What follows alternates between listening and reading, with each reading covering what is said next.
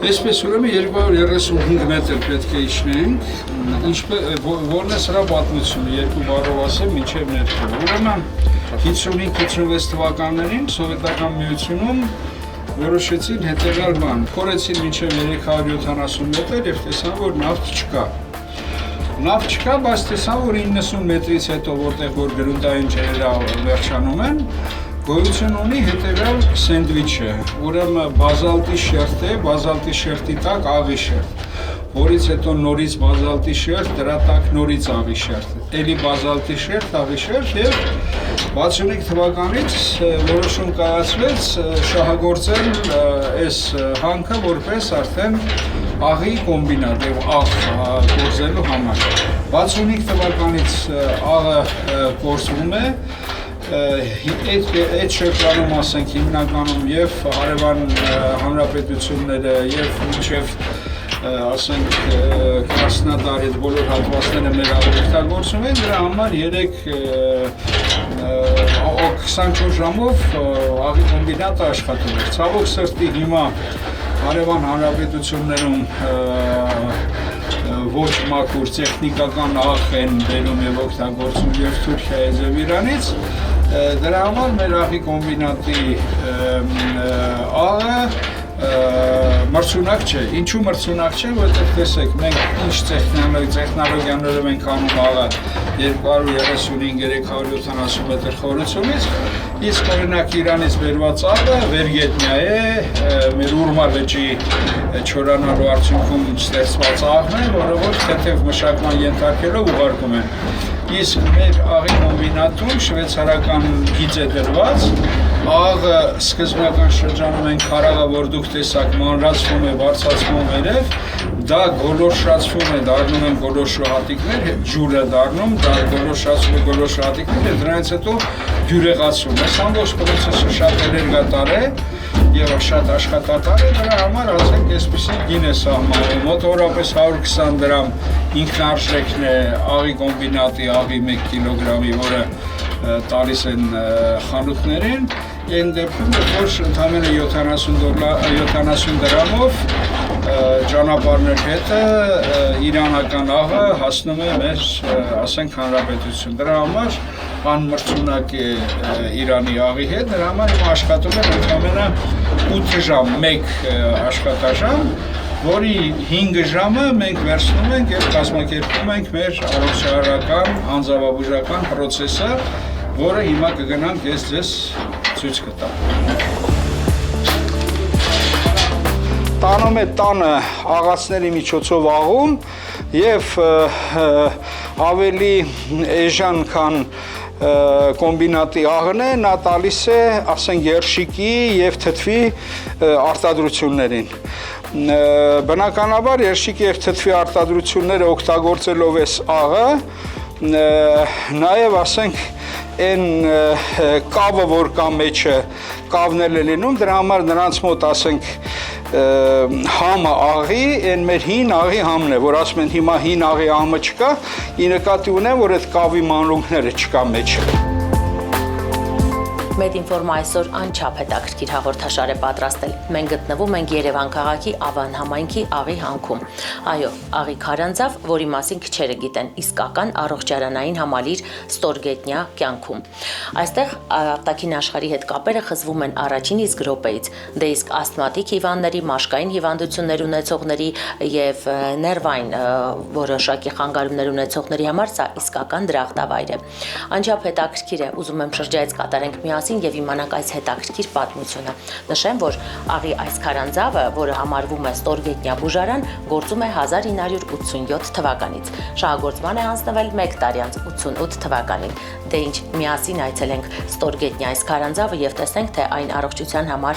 որ ասպեկտներով է առավել առողջարար և ինչպիսի տեսք ունի առհասարակ այս ստորգետնյա հետաքրքիր քարանձավը։ Գնացինք։ Համեցեք։ Բարև ձեզ, պարոն Հակոբյան։ Սա միջանցն է, որը որ տանում է դեպի անձավաբուժարան, ինչպես նկատեցիք, այստեղ մեզ դեռևս թողեցին դրսի հագստով առանց բախիլների ներս գալ, որովհետև այստեղ դեռևս այն իրավիճակը չէ, ինչ որ ունենք անձավաբուժարանում։ Չնայած նրան, որ այստեղ արդեն գետնի վրա 10 սանտիմետր խորության աղավազ է լցված, այս աղավազի իմաստը նա է, որ հիմա մենք քայլում ենք եւ քայլելու ժամանակ իոնիզացնում ենք։ Իսկ այս աջ ու ձախ որ տեսնում եք, դրանք բոլորը քարաղ են։ Ամբողջ պատերը հիմա Ամբողջ պատերը քարաղ են։ Մենք գնում ենք քարաղի շերտի միջով։ Պարոն Հակոբյան, որքան էլ անչափ հետաքրքիր է, բայց մի փոքր նաև մտավախություն է առաջանում մոտս։ Սա հավանականություն չունի ինչ որ փլուզումների ենթարկվելու, որովհետև նկատում եմ պաշտպանիչ երկաթյաշերտեր էլ չկան։ Ուրեմն 38 տարվա մեջ այդպիսի դեպք չի եղել, որովհետև ասենք մենք պարբերաբար տարվա մեջ 2 անգամ գալիս են մասնագետները եւ ստուգում են փայտերով ապարների պնդությունը։ Ահա։ Ինչու են հանդերձանքը փոխում այստեղ։ Հանդերձանքը փոխում են, որ դրսից ալերգեններ չվերեն ներս։ Սա արդեն մոտեցանք մեր հանդերձարանին։ Հանդերձարանը բաժանված է 2 կողմերի, աղջիկների եւ տղաների համար։ Եվ այս հանդերձարանում արդեն հիվանդները գալիս են իրենց տան շորերով, գալիս են իրենց տան կոշիկներով, որպեսզի ոչ մի ալերգեն ներս չվերեն, որովհետև այն դռից են կողմ, որ հիմա մենք կանցնենք, այնտեղ ուղղակի արդեն ստիրիլ վիճակ է, եւ դրա համար ձեզ պիտի խնդրեմ, որպեսզի մենք էլ այս բախիլները, բախիլներ հագնենք, նստեք խնդրեմ, բախիլներ հագնենք, որպեսզի չխախտենք անձավաբուժարանի ստիրիլությունը։ Իհարկե մենք կպահպանենք բոլոր կանոնները, որը գործում է անձավաբուժարանում, եւ շատ հետաքրքիր է, թե ինչ է կատարվում ներսում։ Ես զրուցել եմ բժշկուհու հետ, վստահ եմ շատերի թե հետաքրքիր, թե այս անձավը մեր առողջության համար ինչու է այդքան պիտանի եւ ինչու մենք այսքան ոչ տեղեկացված ենք, որ հենց մեր մայրաքաղաքում գտնվում է այսպիսի հրաշալի առողջարան։ Այս դռներից ներս արդեն մեր անձավաբուժարանն է, որը ունի 3 քայլուղիներ, դա հիմնականում արված է նրա համար, որպեսզի օդը եղած ներքում ցիրկուլացվի, որպեսզի իոնացումը, իոնիզացիան, որը որ կատարում է, ավելի բարձրանա։ Քայլուղին է, որտեղ որ տեղադրված են բժշկի, բուժքրոջ, սենյակները, բացի դա այստեղ կա նաև մերսման սենյակ եւ այստեղ կա նախկինում օգտագործել են նաև ասեղնաբուժություն, այսօրվա դրությամբ չկա, բայց ամեն դեպքում այս միջանցքը ամբողջությամբ այսպես բանի համար է, որ ասենք քայլեն, շփվեն միմյանց, այնտեղ թենիս ունենք, բիլիարդ ունենք, հիմա կմոտենանք, այնտեղ կտեսնենք։ Ինչ է այս առանձնասենյակը իրենից ներկայացնում, ուրեմն երկուական մահճակալներ կան եւ յուրաքանչյուր մահճակալի գլխին կա պաշտպանիչ շերտ։ Այս պաշտպանիչ շերտը նրա համար է, որ հանկարծ, ասենք, իրավիճակում փոշի քար ընկնի, մարդկանց չանհանգստացնի։ Ուրեմն եւ գտնվում է անմիջապես անձավի ներսում, դրա համար ասենք իոնիզացված ասկը այս հատվածում նույնն է ոնց որ նաև դրսում։ Տեսնում եք վերևն էլ չի փակած, որպեսզի ոչ մի տարբերություն չլինի։ Մեր այցելուները, մեր հիվանդները ժամը 12-ից մինչև 2-ը այս տիպի առանձնասենյակներում քնում են, որը ավելի քիչ ազդեցություն չի թողում օրգանիզմի վրա, քան են քայլելը կամ շնչառական վարժությունները, որ անում են, որովհետև քնած ժամանակ նույնպես շնչում են այս իոնիզացված օդը։ Օդում հատիկներ են երևում, այ ոնց որ ձյունը։ Ես այստեղ կարող եմ ցույց տալ։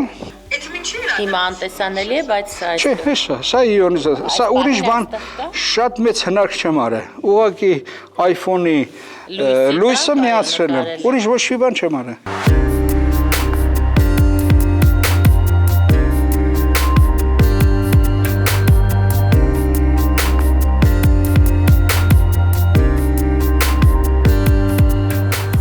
Անձավաբուժությունը կամ սպելեոթերապիան բուժման ոչ դեղորայքային մեթոդ է, որը հիմնված է բնական քարանձավների միկրոկլիմայի վրա կամ աղի հանքերի շահագործման վրա բժշկական նպատակներով։ Բնական քարանձավներից սպելեոթերապիայի համար օգտագործվում են կարստային քարանձավներ։ Սա ֆիզիոթերապիա է, որը հիմնված է մարդու մարմնին օդի ինհալացիայի դրական ազդեցության վրա եւ պարունակում է նուրբ աղի աերոզոլ։ Մեթոդը հատկապես արդյունավետ է լոր հիվանդությունների, հաճախակի մրցակցության եւ առհասարակ տարբեր շնչառական խնդիրների դեպքում։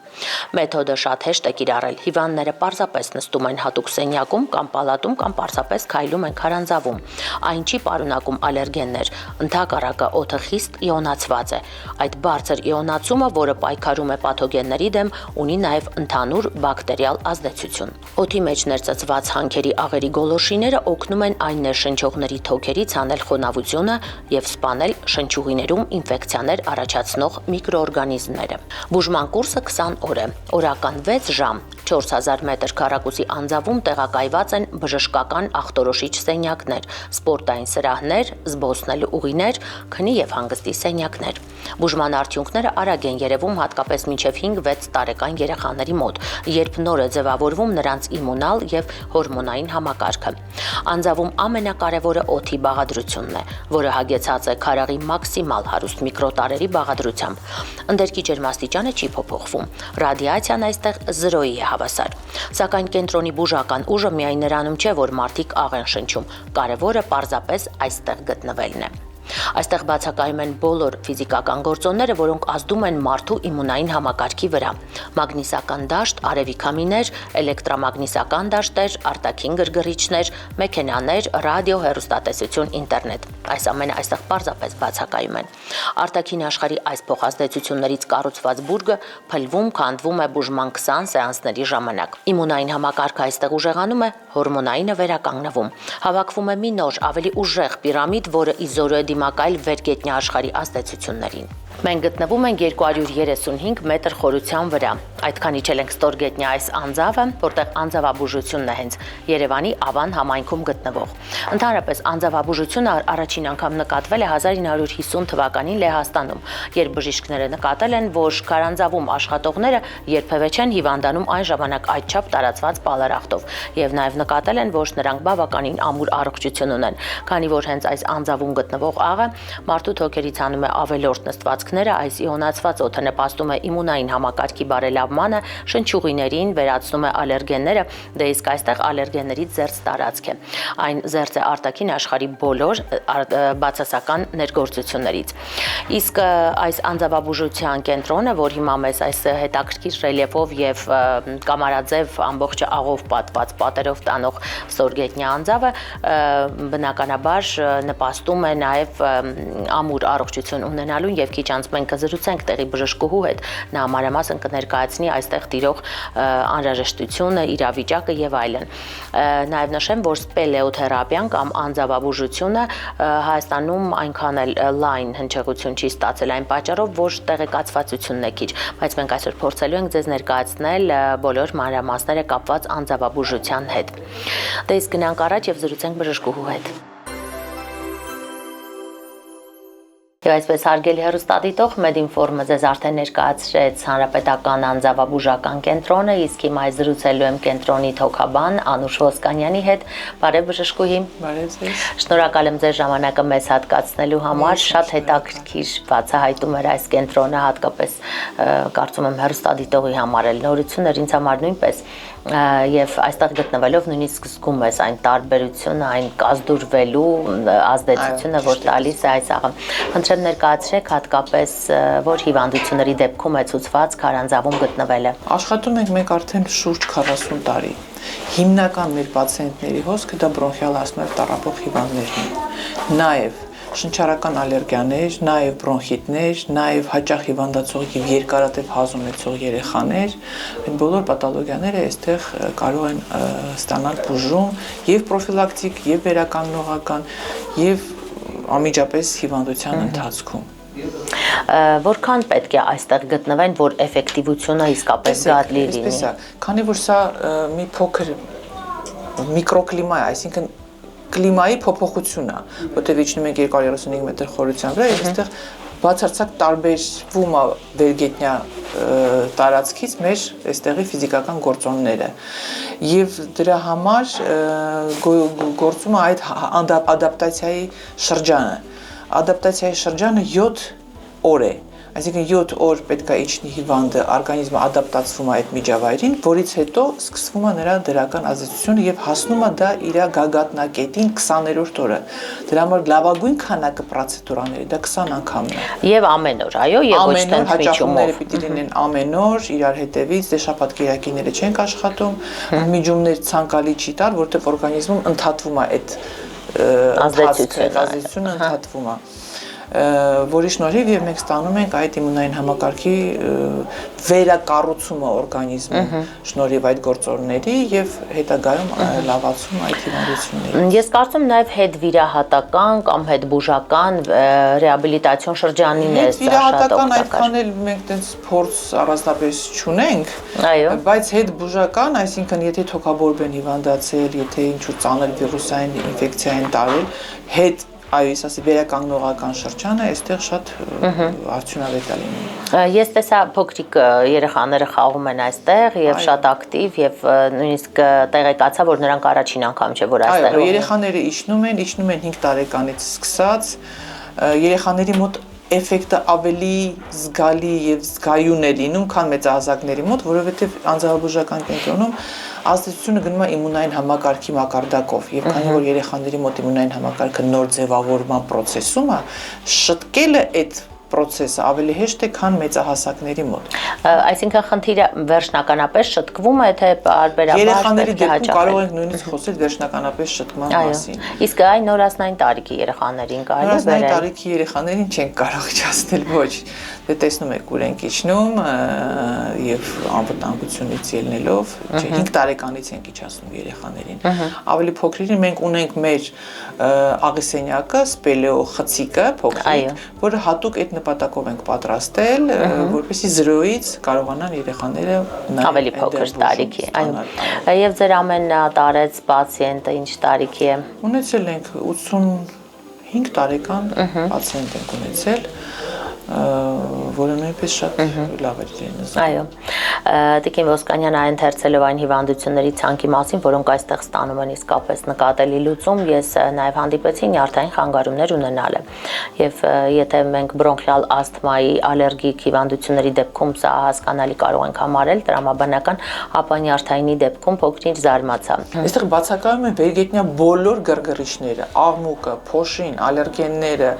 բոլոր տեսակի էլեկտրոմագնիսական եւ մյուս դաշտերը, ռադիացիան այստեղ համարյա ձգտումը 0-ի, կայուն ջերմաստիճան, կայուն խոնավություն եւ այս պայմաններում օրգանիզմը ենթարկվում է լիարժեք հանգստի։ Եվ դրա համար նյարդային խնդիրներ ունեցող մարդիկ այո կարող են այստեղ բարելավել հանգստի, հանգիստնավոր ազդում է այստեղ էլի, դրա շնորհիվ նյարդային վիճակները նույնպես կարող են էֆեկտիվ լինել ստրեսները։ Այ պրոցեդուրան լիարժեք ավելի էֆեկտիվ դարձնելու համար ինչ որ բաներ մարդիկ պետք է բերեն իրենց հետ, ինչ ցուցումներ եք տալիս։ Ցուցումներ չկա, չէ՞ ուղղակի փոխվելու հագուստ են բերում, որովհետև մտնում են այստեղ ալերգեններից զուրկ տարածքի եւ փոշիներից եւ վերևի ստերիլություն, այո, միջավայրը դե աղի միջավայրում այստեղ ամեն ինչը ստերիլ։ Փոխվում են իրենց վրայի հագուստը եւ մտնում են, ինչ են անում։ Իջնում են նախ բուժական քայլքը, դե 4000 քառակուսի մետր տարածքը քայլում են, որից հետո ժամը 11-ին, այ հիմա մի քիչ հետո ունենք շնչառական վարժություններ, եթե ուզում եք կարող եք տեսնել, նույնիսկ մասնակցել մեր վարժություններին։ Վարժություններից հետո գալիս է հանգստի ժամ, պարկում են, քնում են, հանգստանում են եւ ժամը 2-ին բարձրանում ենք արտաքին աշխարհ։ Արտաքին աշխարհը վերադառնում ենք այդ հոսքի մեջ գրգռիչների եւ այդպես ամեն օր իրար հետևից հաճախումներ են։ Ես կցանկանայի մի փոքր նկարագրեիք, թե ասթմատիկ հիվանդների բրոնխիալ ասթմա ունեցողների համար սա ինչու է այդքան օգտակար, ինչ է տեղի ունենում մարդու օրգանիզմի հետ։ Տեսեք, ժամանակին դեռ սովետական ժամանակ, սովետական միության ժամանակ մենք անում ենք այդպիսի հետազոտություն, կոչվում է պնևմոտախոմետրիա, արտաքին շնչառությունն ենք որոշում հատուկ սարքի միջոցով, անում ենք միջև իջնելը։ Իջնելուց 15 րոպե հետո, 3 ժամ հետո եւ բարձրանալուց 15 րոպե առաջ։ Հենց իջնելուց 15 րոպե հետո այդ ցուցանիշը լավանում էր։ Բրոնխիալ ասմայի ժամանակ ինչ է կատարվում։ Բրոնխները ենթարկվում են սպազմի։ Այսինքն բրոնխը իր սովորական չափից ավելի նեղանում է, լուսանցքը նեղանում է եւ առաջանում են այդ խզոցները, այդ հազը։ Իջնելուց 15 րոպե հետո բրոնխները լայնանում են։ Այսինքն դա առաջի ազդեցությունն է, որ միանգամից նկատելի է, հիվանդը իրանը սկսում է լավը զգալ, որտեղ ասում է, սկսեցի շնչել, սկսեցի քայլել, որ վերևը 2-3 քայլ չեն կարողանում քայլել, այստեղ բավականին երկար քայլում են։ Եվ դա, քանի որ կրկնվում է անընդհատ իրար հետևից, դա 20-րդ օրը բերում է այն արդյունքին, որ հետագա 1 տարին հիվանդը կարողանում է ապրել քչացնելով դեղորայքը, որ օգտագործում։ Մենք երբեք չենք բացակրում դեղորայքի օգտագործումը, որտեղ աստմանային հիվանդությունն է, որը ուզում է պահպանող բուժում, այսինքն ինչ-որ դեղամիջոցներ կան, որ հիվանդը պետք է կանոնավոր ամեն օր օգտագործի։ Եվ մենք չենք ասում, որ այդ դեղորայքը մի օգտագործեք, անձավաբուժությունը հիմա ձեզ կփրկի։ Ոչ, դա զուգահեռ արվում, բայց անձավաբուժության ֆոնի վրա շատ հաճախ մենք կարողանում ենք նվազեցնել դեղաչափերը, նույնիսկ որոշ դեղորայքները հանել եւ հսկել անձավաբուժության ընթացքում այդ վիճակը հսկելով դուրս են գրվում, որից հետո մենք կապը պահում ենք հիվանդի հետ, հասկանում ենք ամիսների ընթացքում ինչ է կատարվում։ Դրա համար ասմանների ժամանակ շատ էֆեկտիվ է լինում անձավաբուժությունը։ Շատ խորապես ուսումնասիրված չի եւ չեն կարող հասկանալ ինչն է կոնկրետ այս ազդեցությունը թողնում։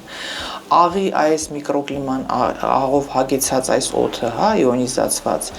թե նաև այս խորության շնորհիվ, որտեղ սա կոչվում է սպելեոտերապիա, այսինքն անձավաբուժություն, ոչ թե աղաբուժում, այլ անձավաբուժություն։ Այսինքն այստեղ շատ կարևոր է այս խորության վրա գտնվելը։ Դրա համար այդ շատ բազմաթիվ աղի սենյակները, որ հիմա շատ մոդա են եւ կառուցվում են, նրանք երբեք չեն կարող փոխարինել անձավաբուժարանը հասկանալի պատճառներով։ Դե նաև սա բնական է, իսկ ամեն ինչի բնականը էֆեկտիվությամբ բնական է եւ այս խորության վրա գործոնները շատ ավելի ճիշտ են հասնում օրգանիզմին։ Ես կցանկանայի բոլոր այն մայրերին, նաև ինչու՞ չէ, մեծահասակներին, ովքեր ունեն այն խնդիրները, որոնց մասին բարձրաձայնեցինք, դուք ձեր խորհուրդը տայիք, երբ այցելել ինչ բոլորին նույնիսկ եթե ոչ մի խնդիր չունեն երեխաները, այլ ուղղակի հաճախ հիվանդանում են, հարփուղ, գրիպ, ինչ-որ վիրուսներ, այցելեն եւ անցնեն կուրս, պրոֆիլակտիկ կուրս անձավաբուժարանում, որովհետեւ դրա շնորհիվ հետագայում մենք կարողանում ենք հրաժարվել ասթմայի ռիսկի զարգացումից։ Շնորհակալ եմ Տիկին Ոսկանյան ինֆորմատիվ հարցազրույցի համար, վստահ եմ շատերը պարզապես չգիտեին այս մասին եւ իհարկե կօգտվեն ձեր բժշկի խորհուրդներից։ Հարգելի հեռուստադիտող, մեկ անգամ եւս հիշեցնեմ, Medinform հաղորդաշարը այսօր եկել է Երևանի Ավան համայնքում գտնվող անձավաբուժական կենտրոն եւ ես զրուցում եի կենտրոնի թոքաբան Անուշ Ոսկանյանի հետ։ Եկել եմ Արենբուրգից, հույր եմ եկել մերն ու Երևան տեսնելու, բայց լսելով հարևաններից խորհուրդը, ունեմ մի քիչ առողջական խնդիրներ։ Մենքան երկար տարիներ արդեն դարել է ասմա, կարելի ասել։ Լինում է, որ կարողանում եմ ինձ կոնտրոլիրovat անել, լինում է չէ։ Ու խորհրդով եկել եմ, բայց արդեն տարբերություն զգում եմ։ Առաջ օրերը շատ վատ է իջնելուց, համարյա խեղդվում էի, բայց այսօր արդեն լավ եմ ու որոշել եմ մի անգամ էլ գամ։ Мы сюда уже приезжаем во второй год։ Մենք արդեն երկրորդ տարին ենք գալիս ենք այստեղ եւ մեծ շատ է դուր գալիս։ Որդիս պարզվեց ալերգիա ունի սոճուց։ Առաջ մենք այլ տեղ էինք գնում։ Երևանի իմ գոլեգան պատմեց այս քարանձավի մասին։ Նա ասաց, որ այստեղ գալով կարող է այդ ախտորոշումն անցնել։ Ու արդեն երկրորդ տարին է ողջ ընտանիքով գալիս ենք այստեղ, տարին մեկ անգամ։ Ու մեզ շատ է դուր գալիս այստեղը։ Անձնակազմն էլ շատ լավն է։ Ներկայացնեմ այն պատենտը, որ մենք ստացել ենք եւ մեր աղի լամպերի եւ աղի տաքացուցիչների հետ կապված եւ նրա տարբերությունը կարողանանք հասկանանք դեղատներում եւ այլ վաճառասեղաններում տրամադրվող աղի լամպերից։ Սա Հիմալայան աղն է, որը որ շատ տարածված է, ամբողջ աշխարհում ոչ միայն մեր մոտ, եւ Հիմալայան աղը հիմնականում ասենք արվում է, ասենք, տարբեր քաշերով 1-ից 2, 2-ից 3, 4-ից 5, մինչև 7 կիլոգրամ կտորներով իոնիզացվում է, նախ նա իոնիզացվել է երկար ժամանակահատվածում եւ հիմա Հիմալայան աղն էլ, ասենք, ներկայացում է, որ երբ որ լամպը վառվում է, լամպը նակալիվն է, որը ասենք ոչ թե այս լամպերն է, որտեղ այս LED լամպերով եթե մեջը դրվի կամ չդրվի, դա միայն դեկորատիվ էֆեկտ է տալիս։ Իսկ եթե մենք խոսում ենք Հիմալայան աղի լամպերի մասին, դուք պիտի իմանաք, որ նրա մեջ մաքսիմում, ասենք, այ մեր սառնարաններում է դրված այսպիսի լամպեր, սա 20 վատ է։ Եվ տեսնում եք, թե սա ինչքան կարող է տաքացնել, իոնիզացնել։ Իսկ տարածքը, որը որ նա իոնիզացնում է, տեսեք ինչ փոքր տարածք է։ Այսինքն նա իոնիզացնում է միայն այս հատվածում։ Մնացած հատվածում չի կարող քարը տաքանում է թեթևում։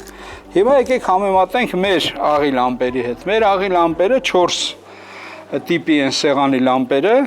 եւ հիմա տեսեք, մեր աղի լամպում դրված է 100 վատանոց լամպ։ Հիմա այս 100 վատանոց լամպը, երբ որ ես ասենք ուժեղացնում եմ, տեսեք ինչ է։ Ինչ ձևով է, եւ սա տաքանում է, ձեռքդ որ սրա մոտ դնես ոչ մի բան չկա, իսկ խնդրում եմ նայեք,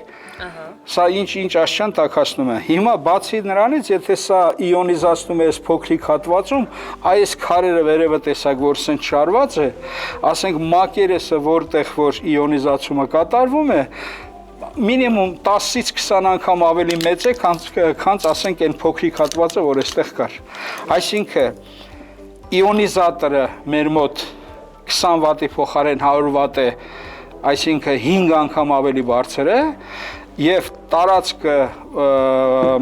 մակերեսը, որով իոնիզացվում է, էլի ասենք մի 20 անգամ ավել է, քան այս փոքրիկ հատվածում կարող է լինել։ Ոնց են աշխատացնում, ասենք, տանը, քանի որ այս բանն էլ լույսն էլ կարող է աչքերին վնաս տալ, խանգարել, ուրեմն ինչ են անում մեր հիվանդները, ինչ է երաշխարում։ Երբ որ հիվանդը պետք է մտնի ննջասենյակ քնելու, մոտավորապես մի կես ժամ, մի ժամի չափ, ասենք, այսպես տաքացվում է, լավ իոնիզացվում է շրջապատող աղը, որից հետո երբ որ հիվանդը պարկում է քնելու, արդեն սա իջացվում է, եւ որ իջացնում ես, արդեն դառնում է նաչնիկ։ Սրա լույսը քարերը պատած պայմաններում շատ ավելի փոքր է, քան ձեռքի հեռախոսի լույսը, որը որ դրված է լինում լիցքավորման։ Մենք մի բան էլ առաջ ենք անցել, քանի որ այստեղ էլ ասենք տեսնում եք 4 տիպի տարաներ են։ Այս 4 տիպի տարաները, եթե այստեղ մենք 5-ից 7 կիլոգրամ քարաղ ենք կարողանում տեղադրել, այստեղ տեղադրում ենք արդեն 7-ից 9, այստեղ 9-ից 11, իսկ այնտեղ մինչև 15 կիլոգրամ աղ է լինում։ Բնականաբար եւ քանակն է շատանում եւ մակերեսը, շփման մակերեսը։ Իսկ հիմա որ տեսնեք, թե 150 վատանոցը